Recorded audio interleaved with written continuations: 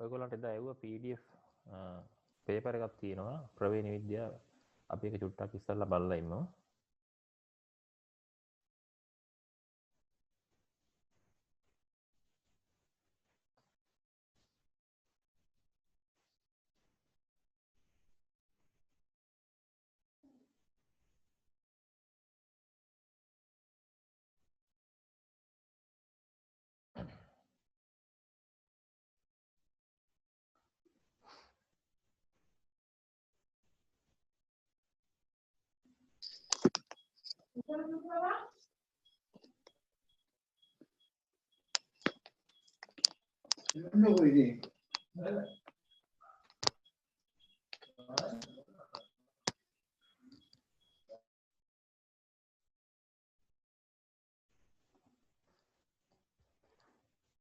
හරි.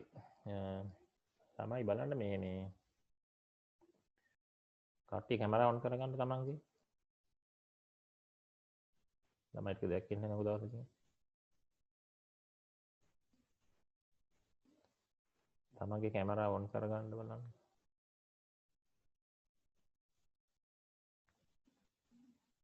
කො හැමෝම ඔන් කරගන්නද?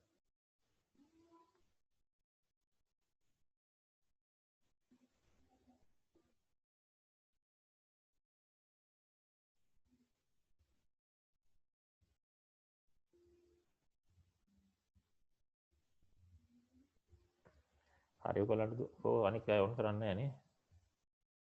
කොල්ලෝ ටික විතරයි.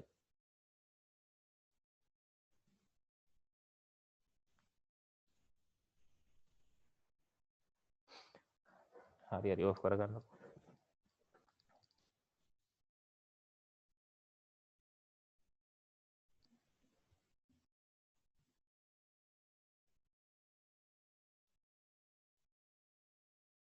හරි. ඔතේ ගන්න දැන්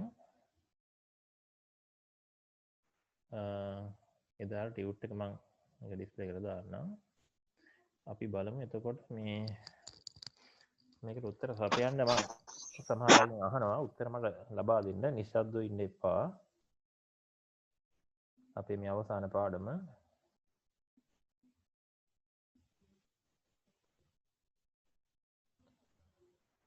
හරි. මේකේ තියෙනවා හරි වැරදි දාන්න.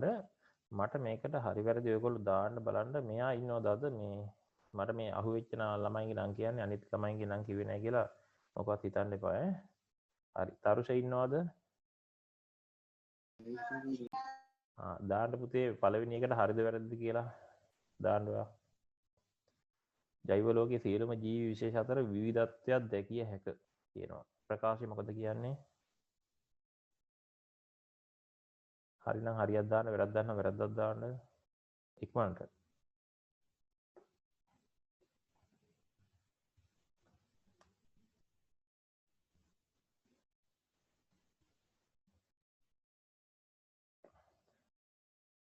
වැඩේ වෙන්නේ නැද්ද?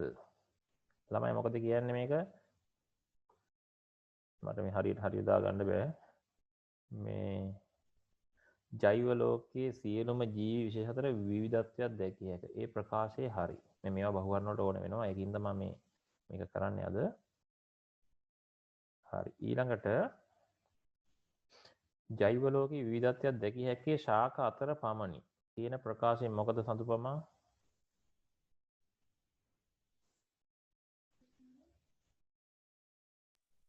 වැරදි. හරි. ඒ ප්‍රකාශය වැරදි. ශාක විතරනේ සියලුම ජීවීන් සියලුම ජීවීන් අතර විවිධත්වයක් තියෙනවා. හරි. ඔයගොල්ලන් අහන්න ගියාම වෑන්ලා කියයි වගේ. ඊළඟට ජෛව ලෝකයේ විවිධත්වයක් දැකිය හැකි සත්ත්ව විශේෂ අතර පමණයි. ඒකත් වැරදීනේ. හරි. ඒකත් ඒ ප්‍රකාශය වැරදි. ඔයගොල්ලන්ගේ එදා අර එව්ව ටියුට් එක මේකේ ඔන් කරා ගන්න. ඔයා print out ගන්න ඕනේ නැහැ කිව්වනේ මම. හරියට එකම විශේෂයට අයත් සතුන් අතර විවිධත්වයක් නැත. එකම විශේෂය. අපි හිතමුකෝ දැන් එකම විශේෂය තමයි අඹ. අඹ කියන විශේෂය එකම විශේෂයක්නේ. එතකොට මිනිසු කියන්නේත් එක විශේෂයක්. හාත්පසින්ම වෙනස් නේද? එහෙනම් එකම විශේෂයට සතුන් අතර විවිධත්වයක් නැත කියන එක වැරදි. විවිධත්වයක් තියෙනවා. හරි. දැන් බල්ලෝ ගත්තාම බලු කියන විශේෂය කොච්චර වර්ග ඉන්නවද නේ? විවිධය. ඊළඟ එකම විශේෂයටත් ශාක අතර විවිධත්වයක් නැත. ඒකත් වැරදිනේ. අඹ ගස් ඕන තරම් තියෙනවා එක එක ප්‍රභේද. ඒතොර ඒකත් වැරදි. සීබ්‍රා රංචුවක සමාජිකයින් අතර විවිධත්වයක් ඇත. ඔව් ඒ ප්‍රකාශය හරි. විවිධත්වයක් තියෙනවා. ඊළඟට එකම නිවසක වෙසෙන සමාජිකයන් අතර විවිධත්වයක් නැත. නැත නෙමෙයි ගිහිල්ලා බලන්න අම්මා තාත්තා ඔක්කොම කට්ටිය එකිනෙකාට වෙනස් නේද? හරි. එතකොට නැත නෙමෙයි ඒක වැරදි. ඊළඟට ආවේනීය යනු පරම්පරාවෙන් පරම්පරාවට ලක්ෂණ සම්ප්‍රේෂණය වීම. ඒක හරි. ආවේනීය කියන්නේ. ඒතර ආවේනික ලක්ෂණ කියලා එකක් අපි ඉගෙන ගත්තා. ආවේනික ලක්ෂණ කියන්නේ පරම්පරාවෙන් පරම්පරාවට සම්ප්‍රේෂණය වෙන ලක්ෂණනේ. ඒවට තමයි ආවේනික ලක්ෂණ. ප්‍රවේණි විද්‍යාව කියන්නේ ආවේනීය පිළිබඳ අධ්‍යයනයයි. ඒකත් හරි. ආවේනික ලක්ෂණ සම්ප්‍රේෂණය වන්නේ සත්ත්ව විශේෂවල පමණයි කියන එක වැරදි. ආවේනික ලක්ෂණ සම්ප්‍රේෂණය වන්නේ ශාක විශේෂවල පමණයි කියන එකත් වැරදි. ඊළඟට ආවේනික ලක්ෂණ පරම්පරා කිහිපයක් මගහැර ඊළඟ පරම්පරාවට සම්ප්‍රේෂණය විය එක. හරි. මොකද කියන්නේ ප්‍රකාශය? තෙවිඳු මොකද කියන්නේ?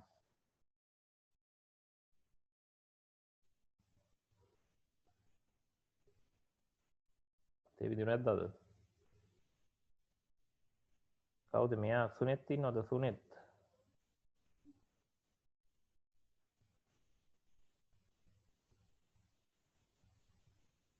සුනෙත් බාල උත්තරය ලබා දෙන්න. හරි. වැරදිද හරිද? හරි. ආවේනික ලක්ෂණ පරම්පරා කීපයක් මගහැරලා සම්ප්‍රේෂණය වෙන්න පුළුවන් ළමයි. මම කියලා තියෙදි ඇලි පුජ්‍යලෝ එකපාරට බිහි වෙනවා ඇලි ළමයි. එතකොට අම්මා තාත්තා ඇලි නෑ. නමුත් පරම්පරා කිහිපයක් ඈත ඉඳලා තියෙනවා. හරි. අපි මේක ඉක්මනට කරලා ඊට පස්සේ වෙන වැඩකට යනවා. ඊළඟට බලන්න මේක අපි ටක් ගාලා මේක දාමු උත්තර ටික. එක් ජීවි විශේෂයකට ලක්ෂණ තිබීම නිසා ජීවි විශේෂ එකිනෙකින් වෙනස් වේ. එක් ජීවි විශේෂයකට උත්තර එන්න ඕනේ. එතකොට විශේෂයට ආවේනිකනේ. ආවේනික ලක්ෂණ තිබීම නිසා ජීවි විශේෂ එකිනෙකට වෙනස් වේ. 2. ආවේනික ලක්ෂණ යනු පරම්පරාවෙන් පරම්පරාවට සම්ප්‍රේෂණය වන ලක්ෂණයි. මෙතෙන්ට එන්න ඕනේ සම්ප්‍රේෂණය කියන එක. හරි. ඊළඟට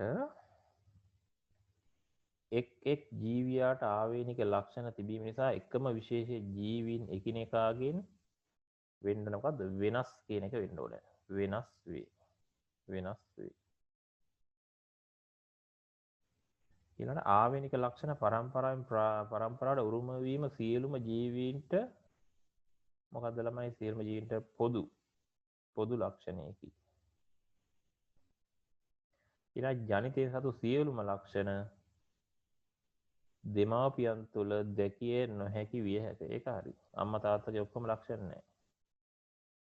හරි. එතකොට මේකෙදි තියෙන්නේ පුජ්‍යලයන් 5 දෙනෙක්ගේ ලක්ෂණ දැරීම මේ වගුව පුරවන්න තියෙන්නේ. හරි. එතකොට ඒක ඒ වගුව බලලා තමයි පුරවන්න ඕනේ. අපි මේකට යන්කෝ ඊට පස්සේ. මට මේකට උත්තරේ දෙන්න මම අහනවා එක එක්කෙනාගෙන්. මේ ගෑ වසුන්ත මේ නම වැටෙන කට්ටියගෙන් අහන්නේ මම. වසුන්ත කියන්න බලන්න උත්තරේ මොකක්ද කියලා. ආවේනික ලක්ෂණ ප්‍රවේණිගත වීමන පරිශ්‍රණක මුල්ම විද්වතා. ඉක්මනට උත්තර දෙන්න.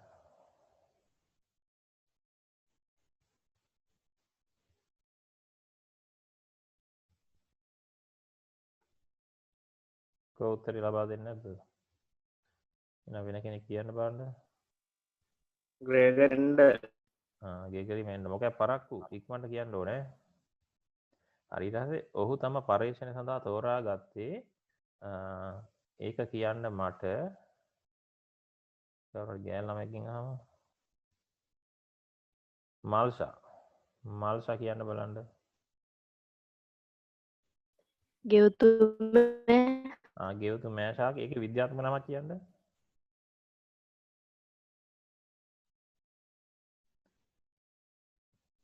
විද්‍යාත්මක නම වෙන්නේ පියුසුන් සැටයුම්නේ. ගෙවතු මෑෂාකේ. පියුසුන් සැටීම ඒකේ පියුසුන් සැටීම් කියන විද්‍යාත්මක නම පොඩ්ඩක් ප්‍රැක්ටිස් කරලා තියන්න. අනික විද්‍යාත්මක නම පාඩම් කරන්න ඕනේ. මේක විතර පොඩ්ඩක් ස්පෙලිං ප්‍රැක්ටිස් කරලා තියන්න. මොකද සමහර වෙලාවට මේ නම අහන්නත් පුළුවන්. අනිත් ඒවා ඕනේ නැහැ. ඔය නිල්මානේ ලනම්මනම් ඒව අවශ්‍ය නැහැ. ඒවා ලියන මෙතඩ් එක විතරයි ඕනේ. හරි. එම ශාකයේ ලක්ෂණ කීයක්ද? ළමයි මේ ග්‍රෙගරි මෙන්ඩල් පරීක්ෂා කරා එම ශාකයේ ලක්ෂණ 7ක් පරීක්ෂා කරා. 7ක්. හරිද? ඒ 7 පරීක්ෂා කරේ එකකට එකවර බැගින් හැබැයි. එකපාරකට එක බැගින්. ඒකින්ද එකට කියනවා විශේෂ නමක් මෙතන අහලා නැහැ. ඒකින්ද කියනවා ඒකාංගී ප්‍රවේණිය කියලා. හරිද? මේකත් විභාගයට අහන්න පුළුවන්. මේ ග්‍රෙගරි මෙන්ඩල් එකවරකට එක ලක්ෂණයේ බැගින් තමයි පරීක්ෂා කළේ. හරිද? එතකොට ඒකට කියනවා ඒකාංගී ප්‍රවේණිය. තව තියෙනවා ලක්ෂණ කීපයක් එකවර පරීක්ෂා කරනවා. ඒක ද්වයාංගී ප්‍රවේණිය කියලා කියනවා. ඒක උසස් වලට ඉගෙන ගන්න පුළුවන් වෙයි. හරි? හරි. ඊට පස්සේ මේ ටික අත්අක් ගාලා බලමු. මට ඊළඟට මේ වෙන වැඩකට යන්න තියෙනවා ඉක්මනට. එම ශාකයේ පරීක්ෂණය සඳහා තෝරාගෙන හේතුන ප්‍රකාශ හරි වැරදි යොදන්න කියනවා. පහසුවෙන් වගා කළ හැකි වීම. ඒක හරි ළමයි. ඒකෙන් තමයි මේක තෝරගත්තේ. හරිද? මේ ශාකයේ තියෙන ලක්ෂණ දෙකක් මතක තියාගන්න. සාමාන්‍ය පෙළට આવොත් අහනවා. ඉතා කෙටි කාලයකින් ඵලදාව ලබා ගත හැකි වීම. ඒකත් හරි. ඔන්න ඒකට කියන්න පුළුවන් ජීවන චක්‍රය කෙටි කියලා. හරිද? ඉතා කෙටි කාලයකින් ඵලදාව ලබා ගන්නවා කියන්නේ ටක් ගාලා ජීවන චක්‍රය සම්පූර්ණ කරනවා. නොමුහුන් ශාක ලබා ගත හැකි වීම. ඔව්. පරම්පරා ගණනාව තිස්සේ තෝරාගත් ලක්ෂණ නොවෙනස් වන ශාකනේ. ඒ කියන්නේ උසම මේකස් හොයා ගන්න පුළුවන්. පරම්පරා ගණනාව තිස්සේ ඉඳලා උසම ශාක. පරම්පරා ගණනාව තිස්සේ ඉඳලා මිටිම ශාක තෝරා ගන්න පුළුවන්. ඒවට තමයි කියන්නේ නොමුහුන් ශාක. හරිද?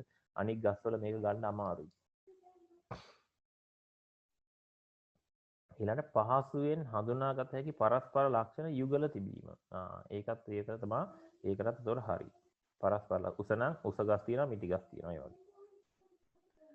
ස්වභාවිකව ස්වපරාගන වීම හා අවශ්‍ය විට පරපරාගනය කළ හැකියි. ඒකත් හරි. ශාක මොහොන් කිරීමෙන් පරම්පරාව දිගටම ගෙන හැකි ජනිතයන් ලබා ගත හැකියි. ඒකත් හරි. මේ ඔක්කොම හරි නේද? හරි. ඊළඟට මෙන්න මේක බලන්න මේ වගුව බලන්න. මේ වගුව බලන්න. මේකෙදි මේ කැපිටල් ලකුණු වලින් දාන්නේ අපි ප්‍රමුඛ ලක්ෂණය. එතකොට සිම්පල් ලකුණු වෙන්නේ ඒකේ නිලින් ලක්ෂණය. දැන් මේ තියෙනවා පුෂ්පය වර්ණේ දම් පාට කැපිටල් පීම දෙකක් ආවොත් දම් පාට. සිම්පල් පීම දෙකක් ආවොත් එන්නේ සුදු පාට. දැන් මේකෙදි F එක පරම්පරාවේදී වෙන්නේ කොහොමද? F එක පරම්පරාවේදී වෙන්නේ කැපිටල් P එකයි සිම්පල් P එකයි. එහෙම හතරන්නේ හැදෙන්නේ නේද?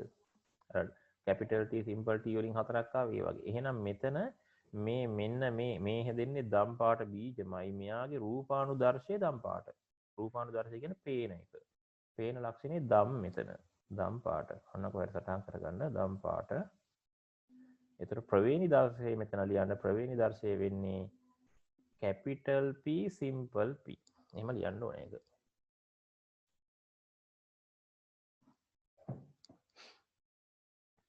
capital P simple P.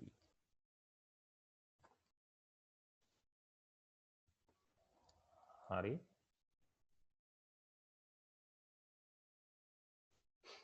ඊට පස්සේ මෙතනත් ඒ වගේමයි ඔයගොල්ලන්ට පුරව ගන්න පුළුවන් ඒක. මේක පුරව ගන්න මෙතන ඉන්නේ අග්‍රස්තය මල් අග්‍රස්තය පිහිටන ඒ ඥාන සලස්ම තියෙන කැපිටල් A આવොත්. පාර්ශ්වික පැත්තෙන් පිහිටන්නේ සිම්පල් A આવොත්. එතකොට මේකෙදි මල් අග්‍රේ පිහිටනවා අග්‍රස්තේ පිහිටනවා මල් මෙතන එන්න ඕනේ. එතකොට අග්‍රස්ත කියලා මෙතෙන්ට එනවා රූපානුදර්ශයේ ප්‍රවේණි දර්ශය එන්න ඕනේ කැපිටල් A සිම්පල් A කියලා.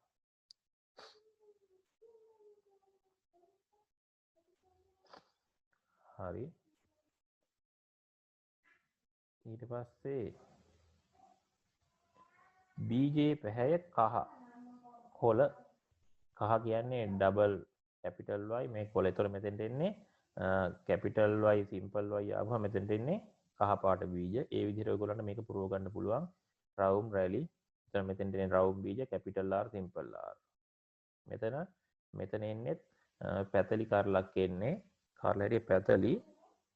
මෙතෙන්ට එන්නේ එතකොට ප්‍රවේණි දර්ශය කැපිටල් I සිම්පල් I. මේ විදිහට මේ ටිකත් පුරව ගන්න ඔයගොල්ලන්ට පුළුවන්. හරි අපි ඊළඟට යමු.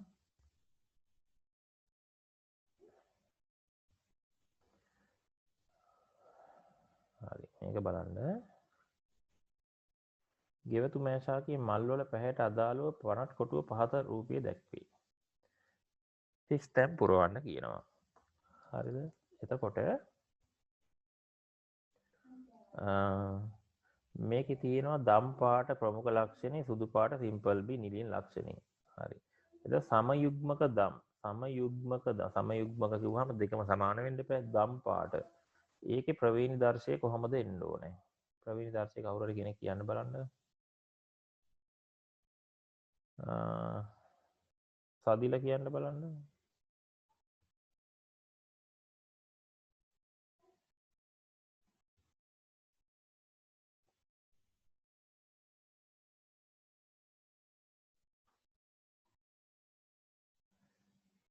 මේකේ ප්‍රවීණ දර්ශය මොකක්ද දෙන්න ඕනේ සදිලා?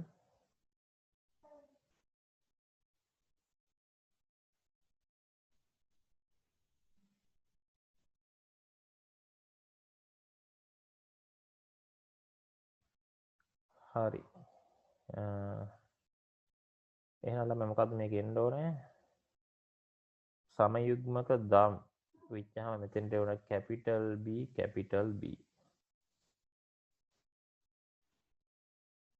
සමයුග්මක සුදු වෙච්චාම මෙතන එන්න ඕනේ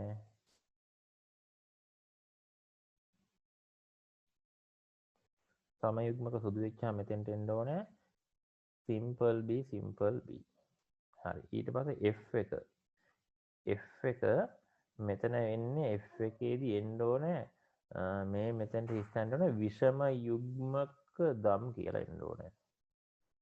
විෂම යුග්මක දම්.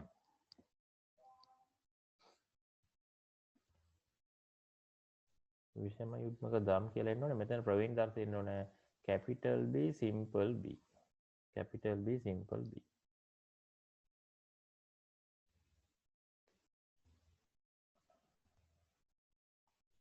හරිද? ඊළඟට මේක තියෙනවා F එක අතර ඒකාංග මොහොමේ රූපානුදර්ශය දක්වන්න කියලා. හරි මේකෙදි මේ F1 පරම්පරාවේ F එක අතර මොහොමේ රූපානුදර්ශය. එතකොට F එකේවා දෙන්නෙක් අතර නේද? එතකොට වෙන්න ඕනේ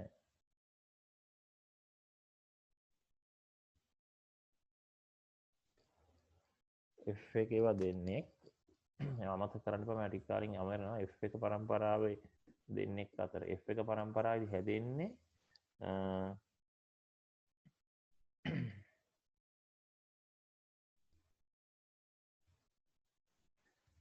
F එක පරම්පරාවේ ඉන්නේ දම් පාට ඒවා. හැබැයි දම් පාට ඉන්නේ capital B simple B.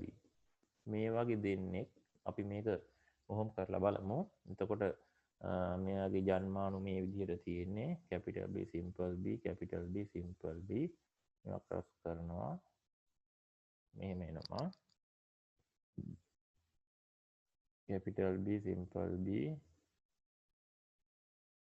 capital B simple B simple B simple B මෙහෙම එනවානේ.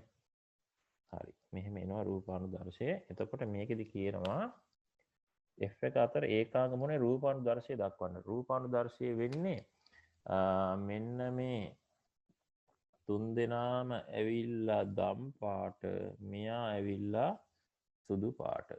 එතකොට අපි උත්තරේ ලියන්න විභාගයට ආවත් රූපානුදර්ශය දක්වන්න ගියාම දම් හා සුදු කියලා ලියන්න.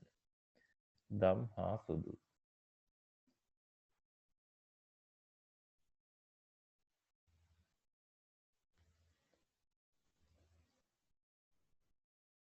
හරි. ඊට පස්සේ F එක අතර මොහොමේ රූපානුදර්ශ අනුපාතය. රූපානුදර්ශ අනුපාතය එන්නේ 3ට 1යි. 3ට 1යි. 3ට 1යි.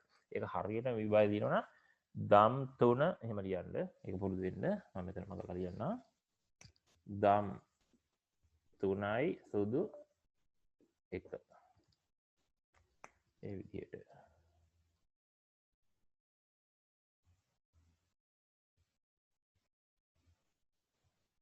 හරිද?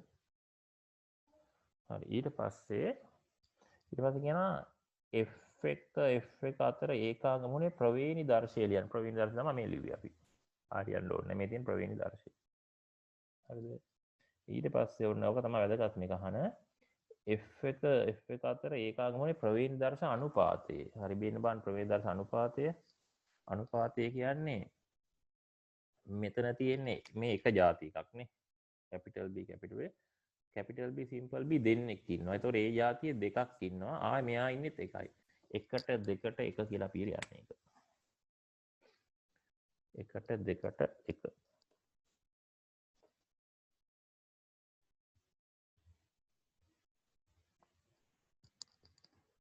හරි.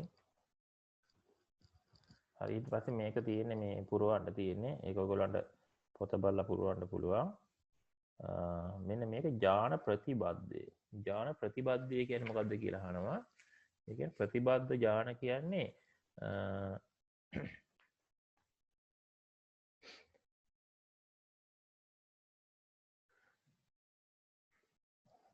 ළමයි ඇඩ් වෙන කයින් පොඩ්ඩක්.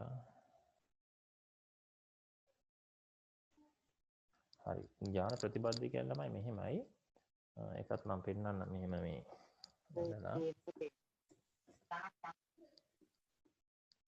ළමයිට මොකක් හරි ගැටලුවක් තියෙනවද සිග්නල් මේ ඇහෙන්නේ මට කියනවා ළමයි.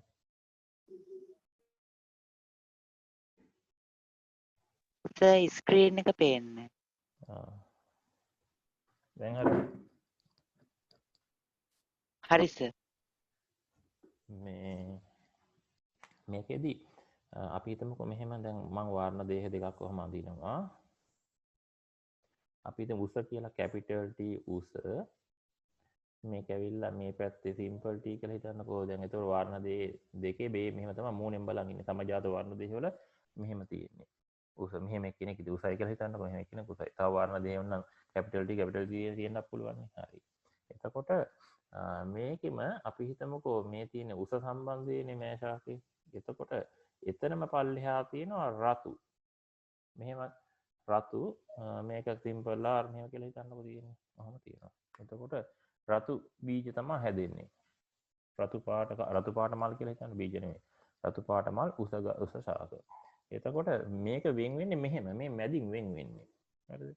මැදින් වෙන. කවදාකවත් මෙතනින් කැල්ල වෙන් වෙන්නේ නැහැ. එතකොට ඥාන ප්‍රතිබද්ධ කියන්නේ එකම වර්ණ දේහි පිහිටනවා ලක්ෂණ. මේ තියෙන්නේ මේකත් පිළලා තියෙනවා මේකත් පිළලා තියෙනවා මේ වර්ණ දේහිම. එතකොට කවදාකවත් උස ශාකයක් රතුම තමයි මල් හැදෙන්නේ. ඒ කැපිටල් ආර් තියෙනවනේ. කවදාකවත් උස ගහක සුදු මල් හැදෙන්නේ නැහැ. සිම්පල් ආර් නෑ. මෙතනින් මෙහෙම වෙන් වෙන්නේ නැහැ. ඒක තමයි ඥාන ප්‍රතිබද්ධය කියලා කියන්නේ. ඒක ඔයගොල්ලෝ ඔන්න සටහන් කරගන්න. ඥාන ප්‍රතිබද්ධය කියන එක මෙහෙම එකම වර්ණ දෙහි මත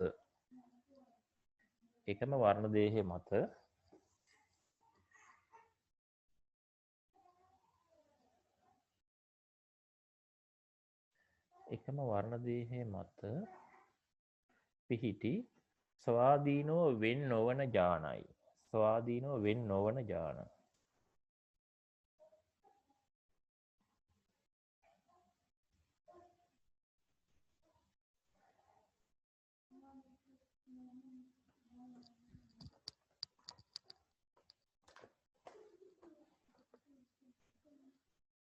හරිද?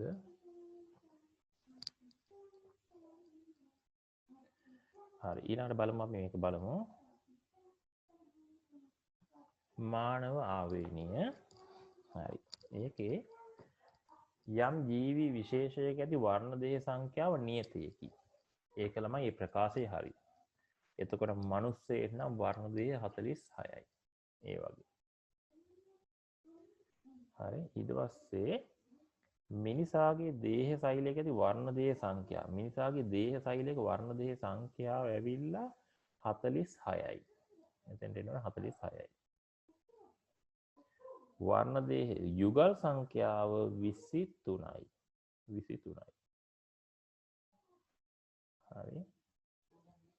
ඊට පස්සේ මිනිසාගේ ජන්මානු සෛලයක ඇති වර්ණ දේහ ජන්මානු සෛලයක වර්ණ දේහ සංඛ්‍යාව ජන්මානු සෛලයක තියෙන්නේ 2යි. ඒ කියන්නේ ලිංග වර්ණ දේහයක් නෑනේ. ලිංග වර්ණ දේහ යුගල කියන්නේ වර්ණ දේහ තියෙනවා 2ක්. යුගල් නම් 1යි. හරිද? යුගලක් ලෙස තියෙන්නේ. යුගල් සංඛ්‍යාව යුගල් 1යි. මෙතනක් තියෙනවා යුගල් සංඛ්‍යාව 1කි කියලා දාලා තියෙන්නේ. හරි. ඊට පස්සේ තියෙනවා මිනිසාගේ අලිංග වර්ණ දේහ යුගල් සංඛ්‍යාව. අලිංග වර්ණ දේහ යුගල් සංඛ්‍යාව 44යි. ඔක්කොම 46යි. ලිංග වර්ණ දේහ යුගල අරගුවාම 44යි. මෙතෙන්ට එන්නේ 44. ඊට පස්සේ වර්ණ දේහ යුගල් සංඛ්‍යාව 22යි.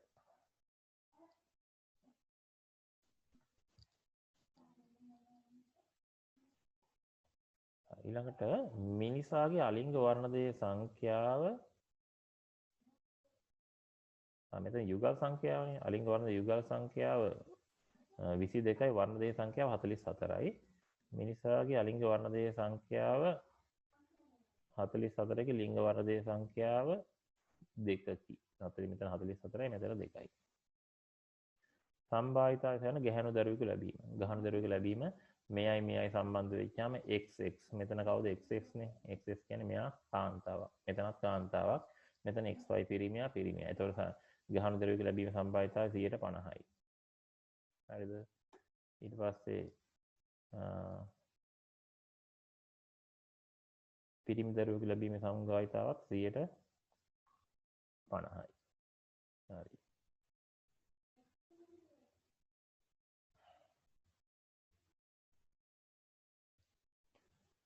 බලන්න මානව ප්‍රවේණික ආබාධ හිමෝෆීලියාව අපි මේවා කරා. එතකොට ආයෙ නෑ මේක නම් පුරවන්න දෙකුත් නෑ නේද? හිමෝෆීලියාව මේවා ඇවිල්ලා රෝගය ඇතිවන්නේ ලිංග ප්‍රතිබද්ධ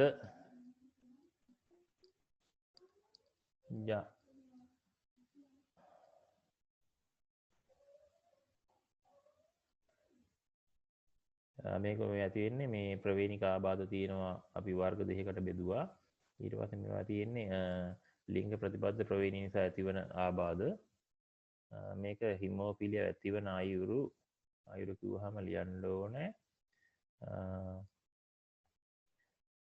හිමෝෆීලියා නිලීන ඥාන සමය හිමෝෆීලියා නිලීන ඥාන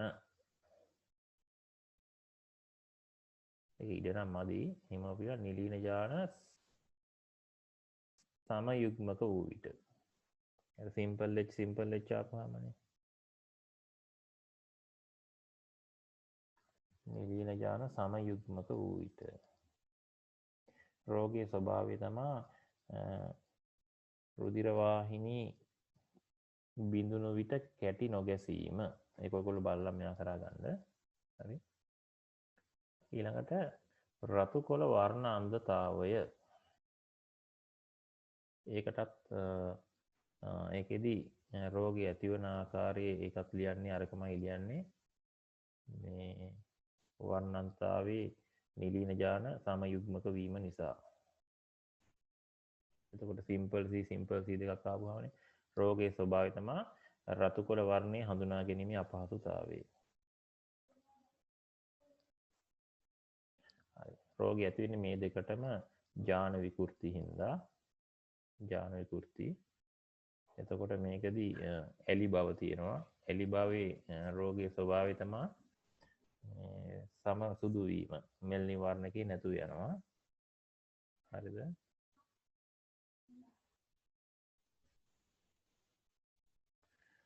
ඊළඟට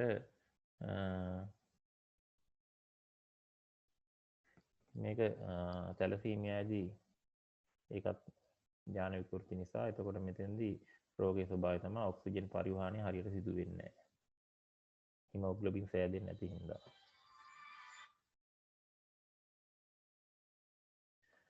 ලිංග ප්‍රතිබද්ධ නිලීන ජාන නිසා ඇතිවන රෝග මොනවද කියලා අහනවා. ලිංග ප්‍රතිබද්ධ නිලීන ජාන නිසා ඇති වෙන්නේ උඩ හිමෝෆීලියාවයි රතු කොළ වර්ණ අන්ධතාවයයි. ඊට පස්සේ ජාන විකෘතියක් නිසා ඇතිවන රෝග දෙක තමයි ඇලි බවයි තැලසීමියාවයි.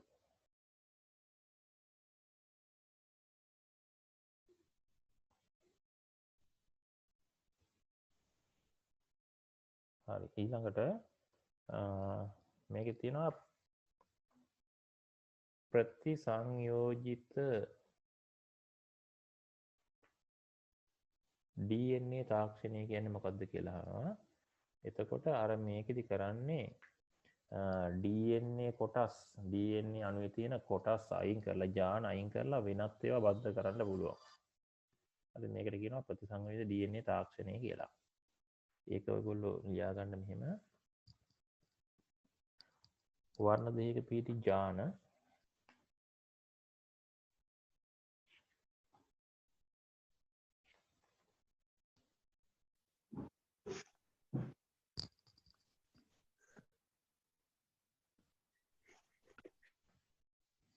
කොටස්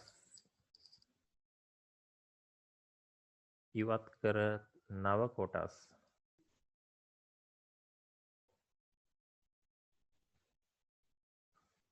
බද්ධ කිරීමයි. සම්පූර්ණ ප්‍රවේණි දාසය වෙනස් කරන්න පුළුවන්. එතකොට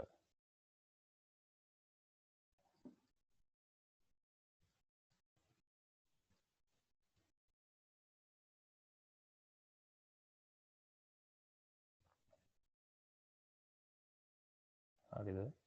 හරි. ඊට පස්සේ මේක ඔයගොල්ලන්ට මේක පුරව ගන්න පුළුවන්. එදා දුන්න නෝට් එකමයි. හරි. අපි එහෙනම් දැන් මේකෙන් අයින් වෙනවා. ඊළඟට අපිට තියෙන්නේ දැන් 10 පන්තියේ ළමයි සිලබස් එක ඉවරයි. එතකොට මේකෙදි මට ළමයි කීප දෙනෙක් කතා කරලා කිව්වා අර මේ සමක ප්‍රතිරෝධය හොයන හැටි ගැටලුවක් තියෙනවා කියලා. ඒතකොට ඒක මං වෙන දවසක් අමතර දවසක් දාලා ඉන්නයි නම් ඒ සමක ප්‍රතිරෝධය හොයන හැටි ආයෙ නැවත මතක් කරන්න. අපි ලබන සතියේ 11 වසර සිලබස් එක පටන් ගන්නවා. 11 වසර සිලබස් එක පටන් ගන්නවා ලබන සතියේ. එතකොට ඊට අදාළ සර් මේ සිකුරාදා මේ සිකුරාදා නෙමෙයි පටන් ගන්න. මේ සිකුරාදාට මම මේ යොදා ගන්නම් අර සමක ප්‍රතිරෝධය හොයන සිද්ධිය. ඒක ගොඩක් ළමයින්ට බෑ කියලා මට මේ කෝල් ආව නිතරම. ඒක කරනවා මං හෙට ඉඳලා දානවා මේ පටක පාඩම තියෙන 11 වසරේ පටක පාඩමට අදාළ ටියුට් එක මම දානවා. ඔයගොල්ලෝ ඒක print out අරන් තියාගන්න. තව ගැටලුවක් නම් තියෙනවා මෙහෙම මේ ඒත් ළමයි දෙතුන් දෙනෙකුට එන්න බෑ කියනවා මේ සඳුදාට. ඔයගොල්ලෝ මොකද කියන්නේ ළමයි මේක දවස වෙනස් කරන්න පුළුවන්ද? මට මේක මේ ඔයගොල්ලෝ කමෙන්ට් එකක් දාන්න පුළුවන්ද මේ වෙනස් කරුවට කමක් නැද්ද කියලා ගෲප් එකට දාන්නකො මැසේජ් එකක්. ඒ කියන්නේ වෙනස් කරනවා නම් මට පුළුවන්. බදාදා වගේ පුළුවන්. බදාදා 7:30ට වගේ පුළුවන්. මේ සඳුදා එක එන්න හම්බෙන්නේ නැහැ කියලා ළමයි 3 දෙනෙක් විතර ඉන්නවා. ඒක නිසා ඒක ඔයගොල්ලෝ මට මේ මම group මේ on කරන්නම්කෝ ඔයගොල්ලෝ message එකක් දාන්න බදාදා 7:30ට පුළුවන්ද කියන එක. හරිද? එතකොට මේ මම අර පටක පාඩමට අදාළ PDF එක ඔයගොල්ලන්ට එවනවා. මට ඊළඟට තියෙනවා තව මේ වාර විභාගයට අදාළ පේපර් එකක් කරන්න. ඒ පේපර් එකත් මම ඔයගොල්ලන්ට ඒක ඊළඟ පාරේ දැන් මම තා චුට්ටෙන් ආයෙ පටන් ගන්න ආයෙ අලුත් ලින්ක් එකක් දීලා මේ ඒකෙදි අපි කරමු. මම ඒකෙදි මේ පේපර් එක ඔයගොල්ලන්ට එවන්නම් මේ group එකට දාන්නම්. group එකට දාන්න ඒකම link එකත් එවන්නම්. ඔයගොල්ලෝ පොඩ්ඩක් on කරලා බලන්න. තව විනාඩි 8යි 10යි 8යි 20ට පටන් ගමු. හරි.